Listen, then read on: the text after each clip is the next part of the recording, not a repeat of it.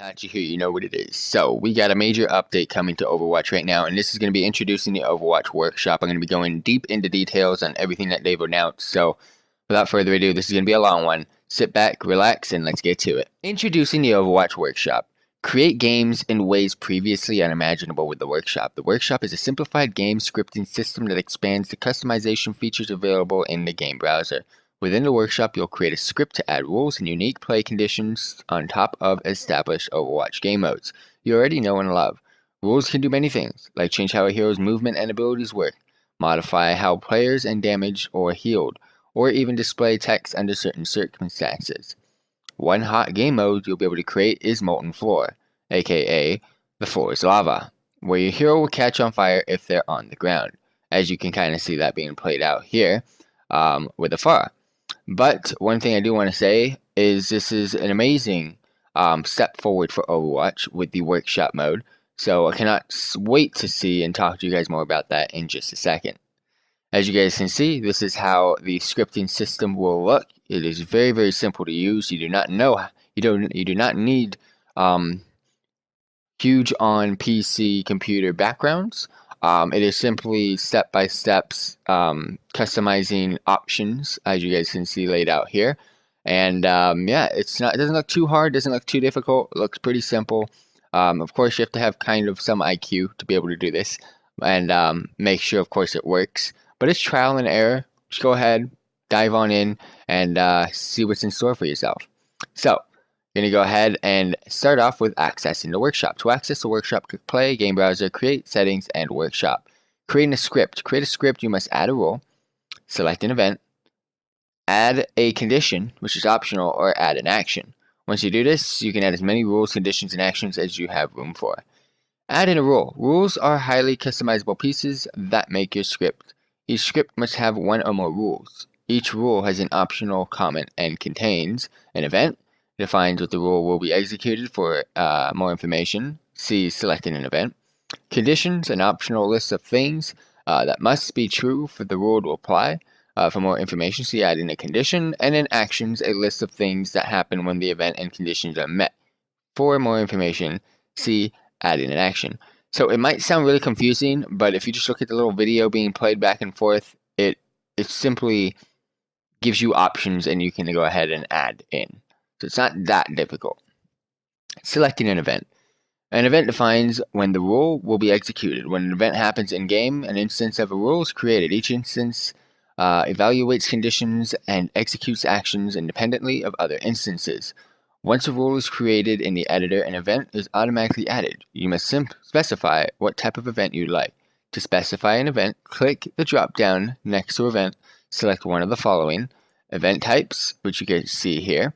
Ongoing global, ongoing each player, player earned elimination, player detail, final blow. If you guys want to go ahead and pause this, you guys can read more in depth on each single add-on. Player dealt damage, player took damage, and player died. If necessary, specify the team or player that should be impacted by this event. The options are for team, Team 1 or current team name, Team 2 or current team name. It's kind of like defense and offense type of things. And then, of course, the player, depending on if you have players and it's 1v1s or multiples through there. As you can see, currently being played. Adding a condition. After you've added a rule and an event, you have the option to add one or more conditions. Conditions are a list of things that must be true before the rule can be executed, kind of like getting a point. You have to have the certain ticks and all that type of stuff that it's currently working on towards getting a point. The conditions belongs to a rule with an event type of ongoing global or ongoing each player. It's checked continuously to see if it's true.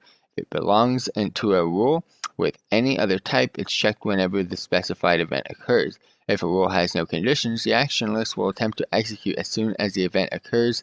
Each condition is made up of two values, which use an operator to compare and check to see whether or not they are true. See values for more information. So to add a condition, click Add next to Conditions.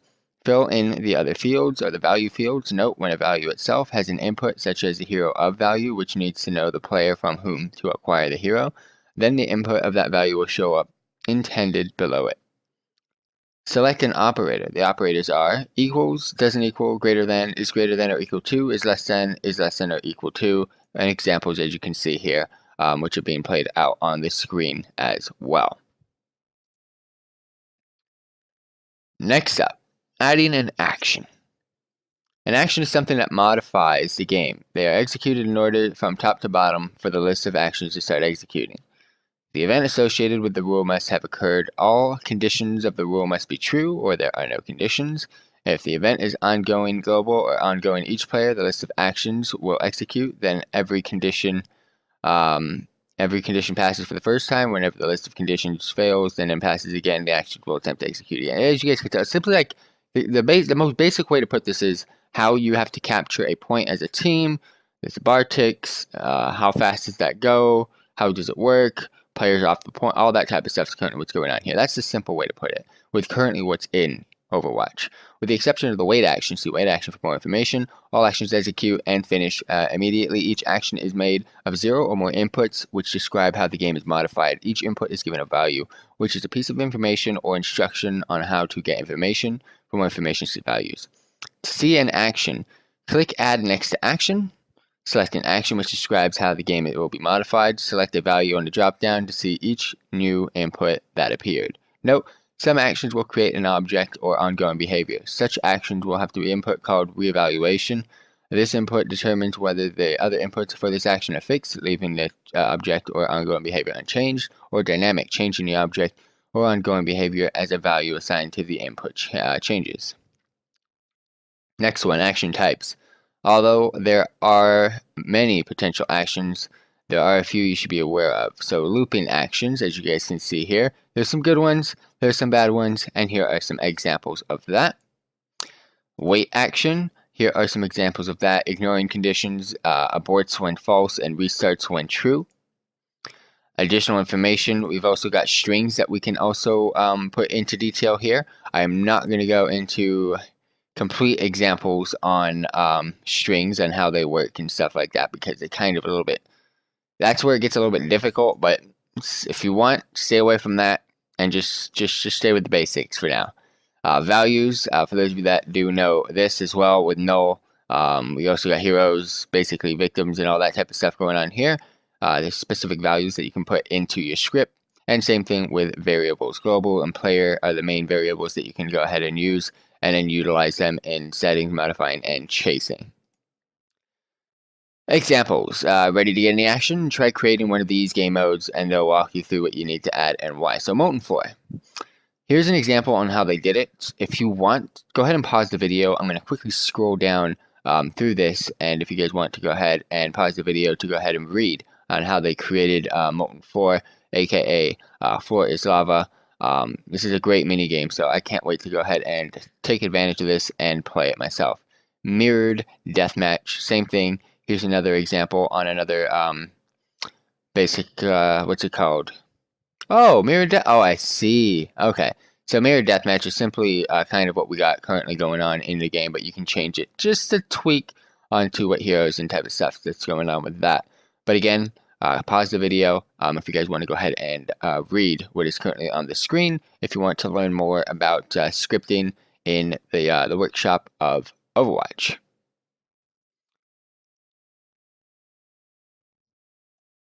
Next up, debugging your script. Once you've created a script, you can use the Workshop Inspector to view the script executed in the game to see what actions and conditions are active and view any issues with your script. So this is kind of like the test. To access the Workshop Inspector, begin a game with the script you created. Press ESC, press Open Script Debugger, press Enable. This feature is not enabled by default. The Workshop Inspector is composed of a few things. Entry, the entry lets you know what is happening. Comment, this displays the comment associated with the rule. Condition, lists what conditions need to pass in order for the action to execute. Action, lists what actions executed. And Timeline Scrubber. The Timeline Scrubber allows you to move forward or backwards in time, so you can see what is currently going on in your game's progress. You can also share your script. Once you've created an awesome script or game mode, you can share it with the world or just with your friends. For the next 6 months, the script you create can be used in a platform regardless of which platform you made it on. To share a script, click Play, Game Browser, Create Settings, Share. Click Copy, send the link to others. Opening a script. If someone has shared a script with you and you'd like to use, click Play, Game Browser, Create Settings, Import, enter the link, and click OK. So there's also going to be a few tips and tricks that they have listed here. If you guys want, again, I'll just go ahead and pause the video to go ahead and give that a read. But it is kind of similar to Fortnite and a lot of other games that have the sandbox modes that are currently going on, or custom game modes, and Overwatch. This is a great step forward for them. Thank you all very much for tuning in. Peace out, team.